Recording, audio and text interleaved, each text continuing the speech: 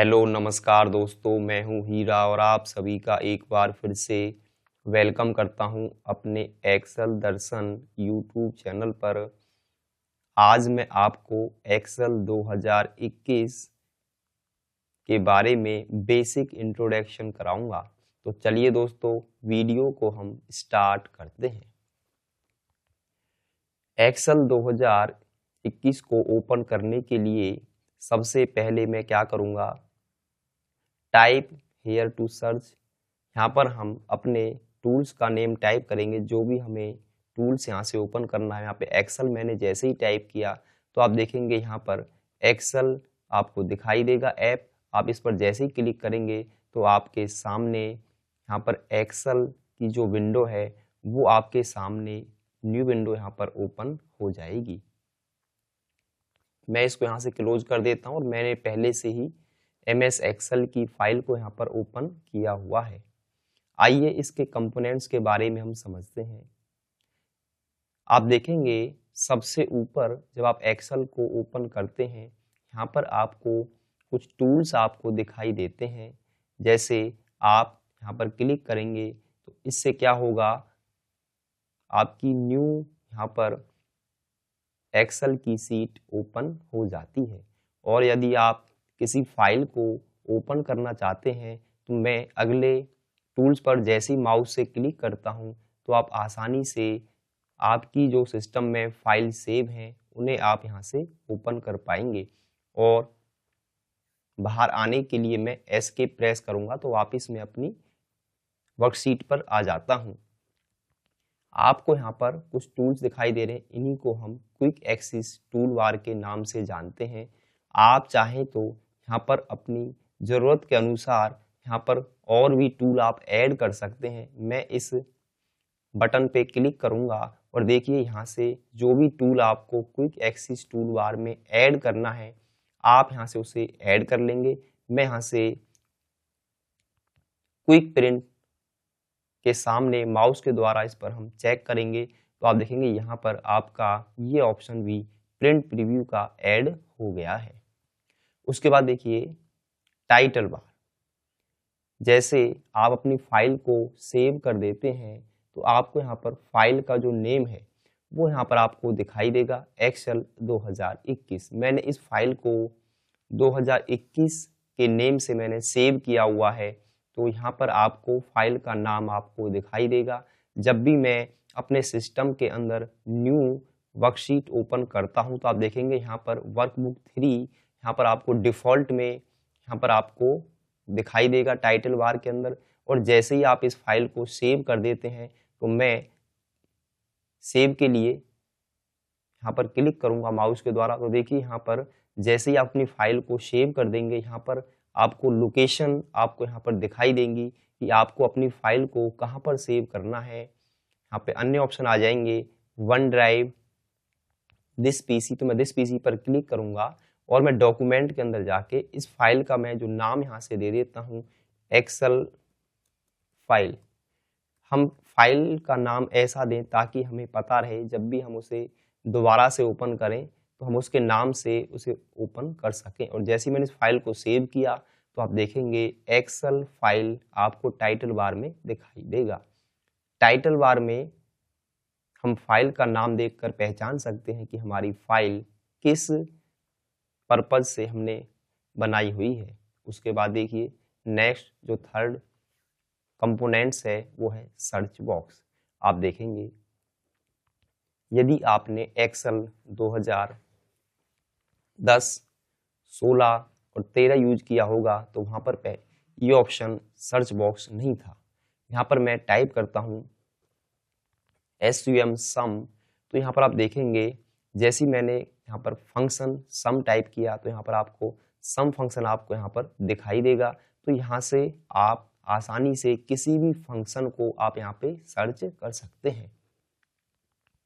Next जो components है ribbon display option. अब रिबन डिस्प्ले जो ऑप्शन है वो हमारा, हम इसी को रिबन डिस्प्ले ऑप्शन के नाम से हम जानते हैं। अब देखिए दोस्तों यहाँ पर अगला जो ऑप्शन है मेरे पास रिबन डिस्प्ले। हम यहाँ पर जैसे ही मैं क्लिक करता हूँ अब देखिए यहाँ पर आपको 3 ऑप्शन दिखाई देंगे। शो टैब, मैं जैसे इस पर क्लिक करूंगा तो आपको सिर्फ यहाँ पर टैब ही दिखाई देंगी, आपका यहाँ पर रिबन बार आपको दिखाई नहीं देगा। और दोबारा से माउस से मैं इस पर क्लिक करूंगा, शो टैब एंड कमांड्स, आप चाहते हैं टैब और कमांड आपकी दिखाई दें तो आप यहाँ पे क्लिक करेंगे तो आपकी कमांड और टैब आपको दिखाई देने लगेंगी। यदि मैं माउस के द्वारा किसी भी टैब पर डबल क्लिक कर देता हूं तो आप देखेंगे यहाँ पर आपके जो कमांड हैं वो यहाँ से हाइड हो जाती हैं, और दोबारा से वापस लाने के लिए किसी भी टैब पर माउस की लेफ्ट बटन को आप 2 बार प्रेस करें तो वापस आपकी जो कमांड्स हैं यहाँ पर वो आपको दिखाई देने लगेंगी। उसके बाद अगला जो कंपोनेंट्स है, मिनिमाइज बटन। अब मुझे इस फाइल को मिनिमाइज करना है तो यहाँ पर मैं जैसे ही क्लिक करता हूँ तो आप देखेंगे आपकी जो फाइल है वो मिनिमाइज हो चुकी है। और ओपन करने के लिए मैं नीचे, आप देखेंगे यहाँ पे टास्क बार आपको दिखाई देगा, तो मैं एक्सेल की फाइल को ओपन करने के लिए दोबारा इस पर मैं क्लिक करूंगा तो मेरी फाइल यहाँ पर फिर से मैक्सिमाइज हो जाती है। उसके बाद अगला जो ऑप्शन है रीस्टोर बटन, मैं जैसे ही अगले ऑप्शन रीस्टोर बटन पे मैं क्लिक करता हूं तो आप देखेंगे आपकी जो एक्सेल की विंडो है उसका साइज रीस्टोर हो जाएगा। और दोबारा से मैं यहाँ पर क्लिक करता हूं तो वापस मेरी जो फाइल है फिर से वो मैक्सिमाइज हो जाती है। उसके बाद देखिए दोस्तों, इसमें अगला जो ऑप्शन है वो है क्लोज बटन। क्लोज बटन पे मैं जैसे ही क्लिक करूंगा मेरी जो फाइल है वो यहाँ से क्लोज हो जाएगी। अभी देखिए दोस्तों, इस फाइल का जो नेम है वो है एक्सेल 2021। मैं इस फाइल को यहाँ से क्लोज कर देता हूँ।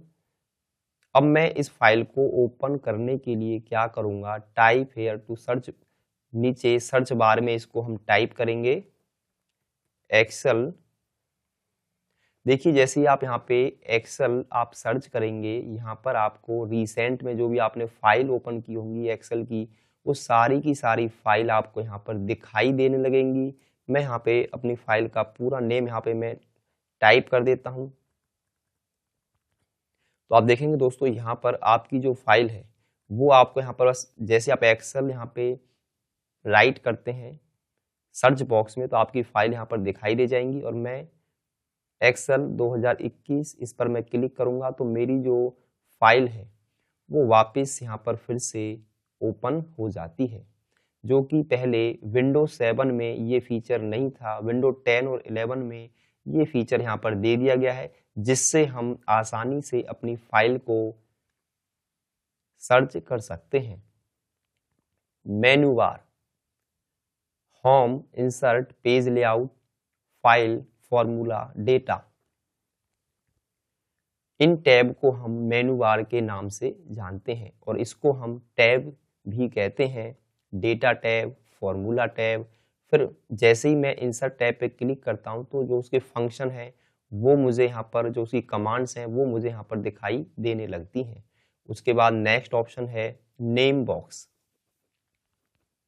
अभी जिस सेल पर मैंने क्लिक किया हुआ है आप देखेंगे लेफ्ट हैंड टॉप कॉर्नर में यहाँ पे उसका एड्रेस आपको नेम बॉक्स के अंदर आपको दिखाई देगा।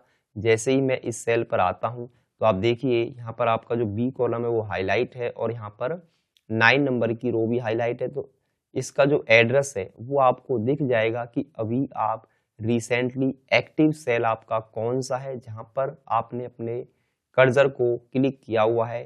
तो उस सेल का एड्रेस आपको यहाँ पर दिखाई दे जाएगा B9। नेम बॉक्स हमें उस सेल का एड्रेस हमें दिखाता है। फॉर्मूला बार, फॉर्मूला बार क्या करता है, फॉर्मूला बार जो भी आपके सेल के एड्रेस पर आपने डेटा राइट कर रखा है वो आपको यहाँ पर एक्चुअल जो डेटा होगा वो आपको फॉर्मूला बार के अंदर दिखाई देगा और नेम बॉक्स में उसका एड्रेस भी दिखाई देगा कि इस सेल पर आपने क्या राइट किया हुआ है वो आपको यहाँ पर दिख जाता है। उसके बाद देखिए अगला जो, अब यहाँ पे कॉलम्स, हमारे एक्सेल सीट के अंदर कॉलम्स होते हैं। देखिए ABC जो यहाँ पर आपको दिखाई देंगे, इसमें ये आपके कॉलम हैं। उसके बाद रो, 1 2 3 ये आपकी यहाँ पे रो होती हैं और रो आपकी एक्सेल के अंदर 10,48,576 टोटल इसमें रो होती हैं और टोटल कॉलम की यदि हम बात करें 16,384 आपके एक्सेल सीट में टोटल कॉलम होते हैं। उसके बाद अगला जो कंसेप्ट है वो है एक्टिव सेल। अभी जिस सेल पे मैं वर्क कर रहा हूं, जिस सेल को मैंने सेलेक्ट किया हुआ है वो ही मेरा क्या होगा, इस समय एक्टिव सेल होगा। स्टेटस बार आप देखेंगे यहाँ पर आपको नीचे स्टेटस बार आपको दिखाई देगा। यहाँ पर आपको जूम इन, आप यहाँ से अपने पेज को आसानी से जूम आउट यहाँ से कर सकते हैं, तो ये ऑप्शन आपको यहाँ पर दिखाई देगा। इस तरीके से आप अपनी फाइल को जूम इन जूम आउट आप कर पाएंगे। उसके बाद वर्टिकल स्क्रॉल, सीट को ऊपर नीचे करने के लिए हम वर्टिकल स्क्रॉल बार का प्रयोग करते हैं।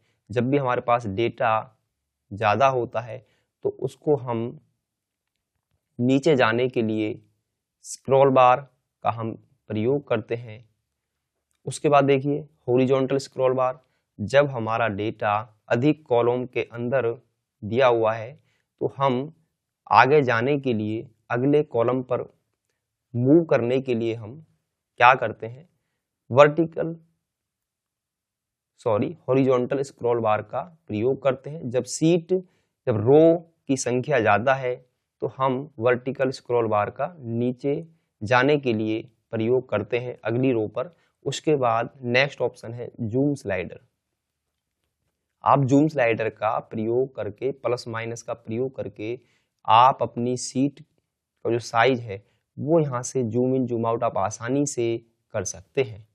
उसके बाद हमारे पास जो नेक्स्ट ऑप्शन है वो है सेल। एक्सेल सीट में छोटे छोटे जो खाने आपको दिखाई देते हैं उसको हम सेल के नाम से जानते हैं।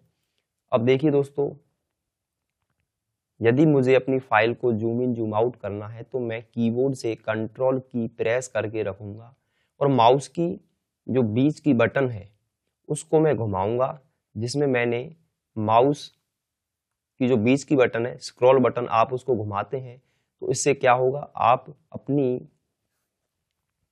सीट को जूम इन जूम आउट और भी शॉर्टकट तरीके से कर सकते हैं। उसके बाद है ग्रिड लाइन। आप अपनी एक्सेल सीट जब ओपन करते हैं तो यहाँ पर देखिए लाइन, आपको लाइट लाइन दिखाई देती हैं, इनको हम ग्रिड लाइन कहते हैं। वर्कशीट, अभी मैं एक्सेल की जिस सीट पे वर्क कर रहा हूँ वो मेरी वर्कशीट होती है। और वर्कबुक कंप्लीट सीट को हम वर्कबुक के नाम से जानते हैं। अब यहाँ पे देखिए दोस्तों, एक प्लस का सिंबल आपको दिखाई देगा, यहाँ पर मैं न्यू सीट भी ऐड कर सकता हूँ। ये हमारी वर्कशीट होती है और कंप्लीट को हम वर्कबुक के नाम से जानते हैं। उसके बाद नेक्स्ट जो ऑप्शन है control plus right arrow go to last column. अगर मैं कीबोर्ड से कंट्रोल प्लस राइट एरो का प्रयोग करता हूं तो मैं लास्ट नंबर के कॉलम पर आ जाता हूं जो कि XFD है, और वापस जाने के लिए कंट्रोल से लेफ्ट एरो में प्रेस करूंगा तो वापस मैं अपने प्रीवियस कॉलम पर आ जाता हूं जहां पे मैं पहले था। उसके बाद मुझे लास्ट नंबर ऑफ रो पे जाना है तो उसके लिए हमें प्रयोग करना होगा कंट्रोल के साथ डाउन एरो की। तो आप देखेंगे मैं लास्ट नंबर ऑफ रो पे आ चुका हूँ 10,48,576 जिसका नंबर है, और वापस जाने के लिए कंट्रोल प्लस हम अप एरो की का प्रयोग करेंगे। उसके बाद हम बात करते हैं टोटल रो आपकी एक्सेल सीट के अंदर 10,48,576 होती हैं।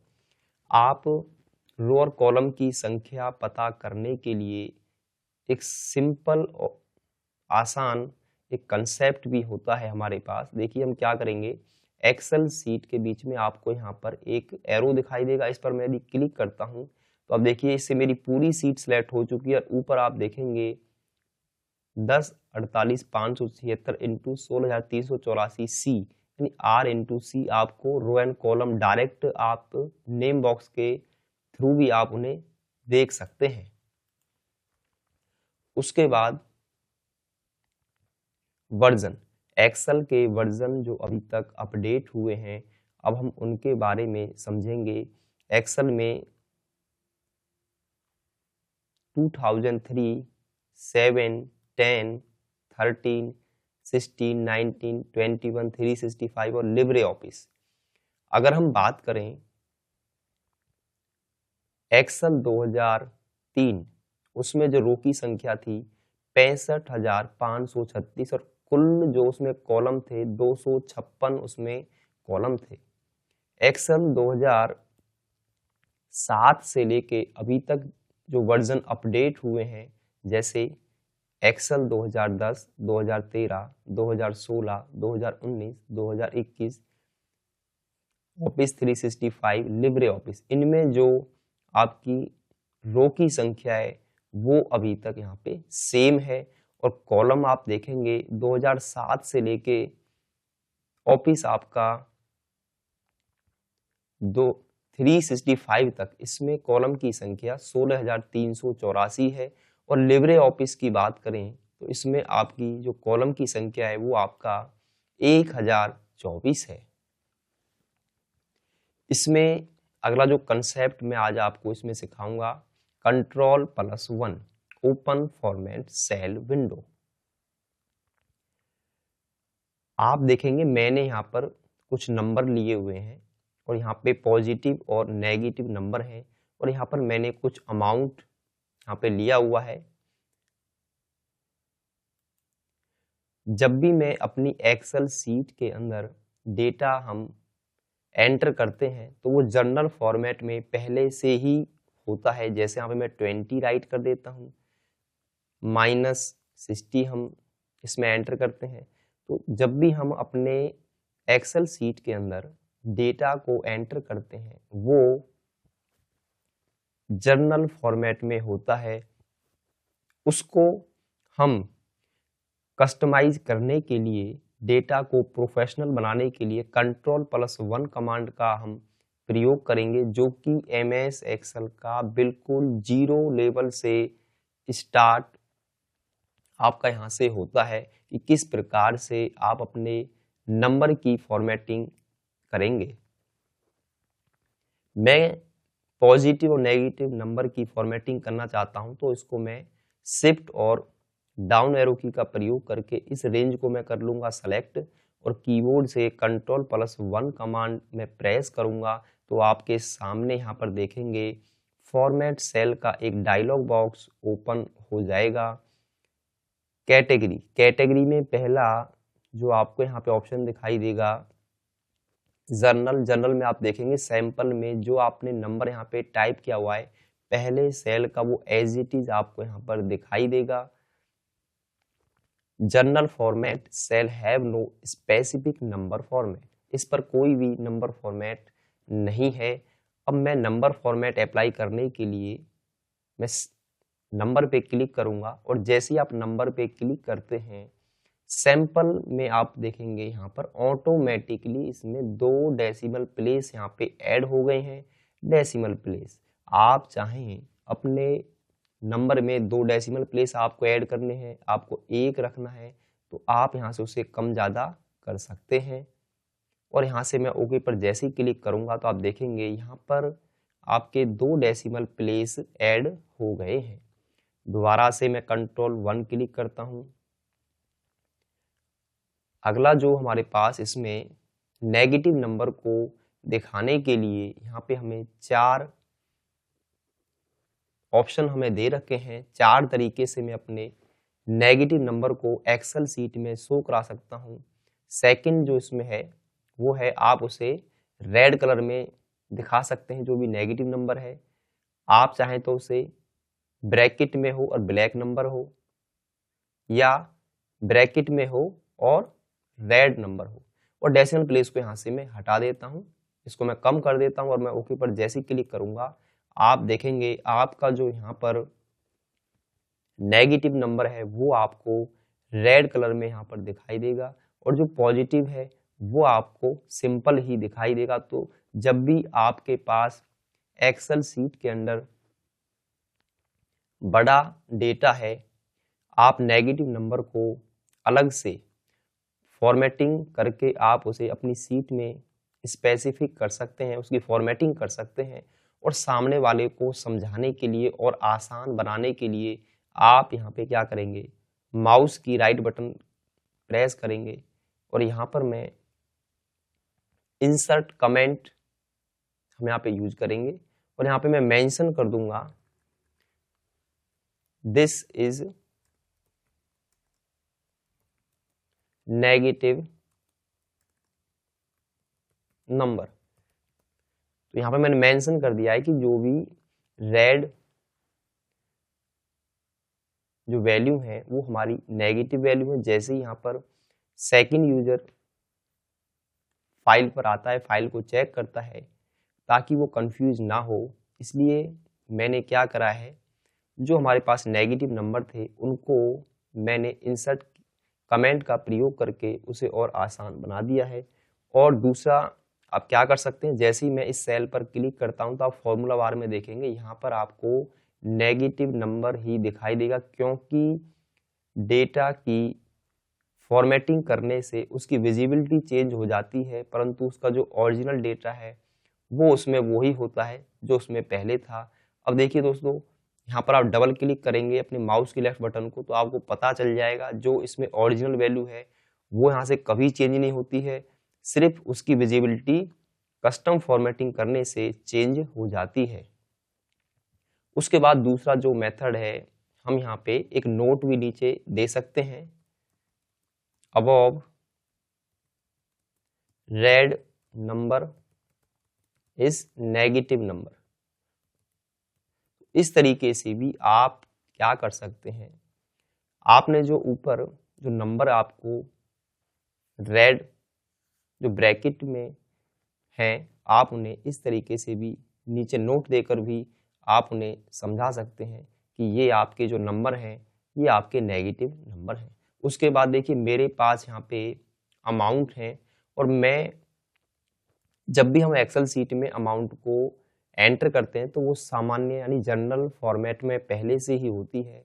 तो मैं क्या करूँगा, इसमें 1000 यानी कॉमा सेपरेटर का प्रयोग करूँगा और अपनी अमाउंट को और प्रोफेशनल तरीके से इसकी मैं यहाँ से फॉर्मेटिंग कर दूंगा। तो कंट्रोल 1 में क्लिक करूंगा, उसके बाद नंबर पे मैं आऊंगा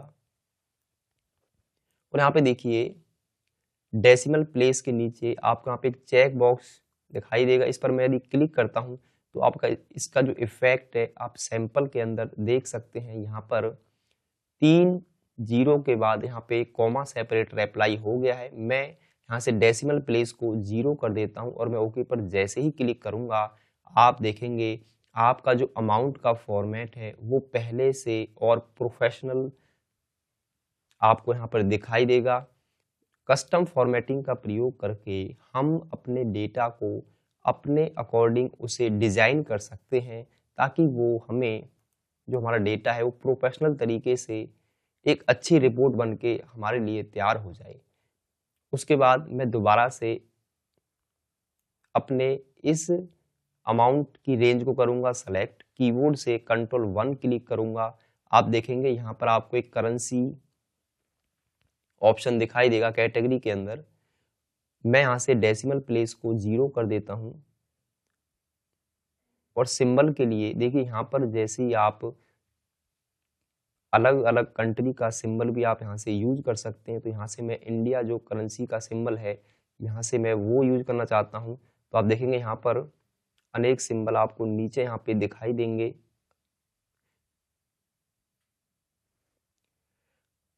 मैं थोड़ा सा और नीचे आता हूँ और देखिए यहाँ पर इंग्लिश इंडियन का मैं यहाँ से इस रुपी सिंबल को अप्लाई करना चाहता हूँ। तो यहाँ से इसको मैं कर लूँगा सेलेक्ट और मैं ओके पर जैसे ही क्लिक करूँगा आप देखेंगे आपका यहाँ पर जो रुपीज़ का जो सिंबल है वो आपकी अमाउंट से पहले ऐड हो जाएगा। तो इस तरीके की यदि अमाउंट की फॉर्मेटिंग आपको आवश्यकता है तो आप करेंसी में जाके उसको वहाँ से सिलेक्ट कर सकते हैं। उसके बाद मैं इस रेंज को दोबारा करता हूँ सेलेक्ट और कंट्रोल 1 मैं क्लिक करूँगा। उसके बाद मैं करेंसी ऑप्शन पे दोबारा आता हूँ। डेसिमल प्लेस को हम करेंगे 0, सिंबल। अब देखिए यहाँ से मैं आपको अन्य सिंबल का प्रयोग करके दिखाता हूँ। मैं जैसे ही माउस के द्वारा नीचे आता हूँ तो यहाँ पर अलग अलग कंट्री के आपको सिंबल यहाँ पर दिखाई दे जाएंगे। और यहाँ पर मैं इस बार जो प्रेस करने वाला हूँ, मैं नीचे आता हूँ और यहाँ पर देखिए दोस्तों, आपको यहाँ पे जैसे RS यहाँ पर आपको दिखाई देगा। ये अलग अलग सिंबल हैं जिन्हें आप यूज कर सकते हैं। यहाँ पर मैं I प्रेस करूंगा। देखिए जैसे मैंने लगातार I को प्रेस किया तो यहाँ पर INR यानी इंडियन रुपीज का जो सिंबल है वो यहाँ पर आ जाएगा। मैं इसको यहाँ पर क्लिक कर देता हूँ और देखिए यहाँ पर सैंपल में आप देखेंगे आपके अमाउंट से पहले INR जो यहाँ पर जो है फॉर्मेट आपका इस तरीके से आपको दिखाई देगा अमाउंट का। मैं ओके पर क्लिक करता हूँ तो आप देखेंगे यहाँ पर INR आपका जो फॉर्मेट है वो अप्लाई हो चुका है। तो यहाँ पर अलग अलग करेंसी के जो सिंबल हैं वो आपको दे रखे हैं। जब भी आपको एक्सेल के अंदर करेंसी का प्रयोग करना हो तो यहाँ से आप अलग अलग करेंसी का प्रयोग कर सकते हैं। सबसे अधिक जो हमें एक्सेल सीट पर, फाइनेंशियल सीट पर काम करते समय सबसे ज़्यादा जो प्रयोग हमें फॉर्मेट आता है वो कॉमा सेपरेटर सबसे अधिक प्रयोग में आता है। उसके बाद देखिए दोस्तों, मेरे पास यहाँ पर एम्प्लॉय के कुछ नेम है और उनकी यहाँ पर सैलरी है और किसी की सैलरी यहाँ पर 0 है। अब देखिए दोस्तों, यदि मैं इस रिपोर्ट को इस तरीके से प्रिंट करके देता हूं तो ये मुझे यहाँ पर एक रिपोर्ट के अंदर मुझे यहाँ पर 0 यहाँ पर दिखाई देंगी। तो यहाँ से मैं क्या करूंगा, इन 0 को यहाँ से मैं एक सिंबल में कन्वर्ट कर दूंगा डैश के अंदर। अब मैं इसको कर लेता हूँ यहाँ से सेलेक्ट, कंट्रोल 1 पे हम क्लिक करेंगे।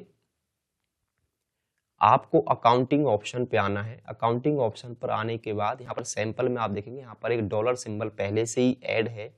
डेसिमल प्लेस को यहाँ से मैं कर देता हूँ 0 और सिंबल को आपको कर देना है नन। और जैसे ही मैं ओके पर क्लिक करूंगा तो आप देखेंगे जहाँ पर पहले 0 थी वहां पर आपको डैश यानी कि माइनस का सिंबल आपको दिखाई देने लगेगा। जब आप इस सेल पर डबल क्लिक करते हैं तो यहाँ पर वापस जो इसमें ओरिजिनल जो डेटा है वो यहाँ से चेंज नहीं होता है, क्योंकि मैंने इसकी सिर्फ फॉर्मेटिंग को चेंज किया है, डेटा को चेंज नहीं किया है। जब भी आप एक्सेल शीट के अंदर डेटा की कस्टम फॉर्मेटिंग करते हैं, डेटा को डिजाइन अपने अकॉर्डिंग करते हैं, तो इस तरीके से आपका डेटा यहाँ से चेंज नहीं होगा, सिर्फ उसकी डेटा की विजिबिलिटी चेंज हो जाती है। आप उसे चेक करने के लिए सेल पर जैसे ही क्लिक करते हैं तो आपका डेटा यहाँ पर आपको दिखाई देगा।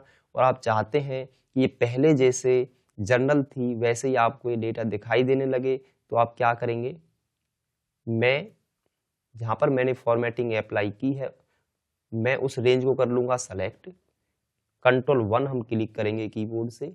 और देखिए पहला ही ऑप्शन कैटेगरी के अंदर जर्नल है, इस पर मैं जैसे ही क्लिक कर दूंगा तो जो मैंने फॉर्मेटिंग अप्लाई की थी वो सभी फॉर्मेटिंग यहाँ से हट जाती है। मैं कंट्रोल Z से उसे बैक ले आता हूँ। तो इस प्रकार से आप अपनी अमाउंट पर अलग अलग करेंसी फॉर्मेट आप अप्लाई कर सकते हैं। नेगेटिव नंबर को आप अलग अलग फॉर्मेट में आप अपनी सीट में उसे विजिबल करा सकते हैं, और जहां पर भी 0 है आप उसे डैश में भी कन्वर्ट कर सकते हैं। तो दोस्तों, आज की वीडियो में आपने सीखा है इंट्रोडक्शन MS एक्सेल 2021।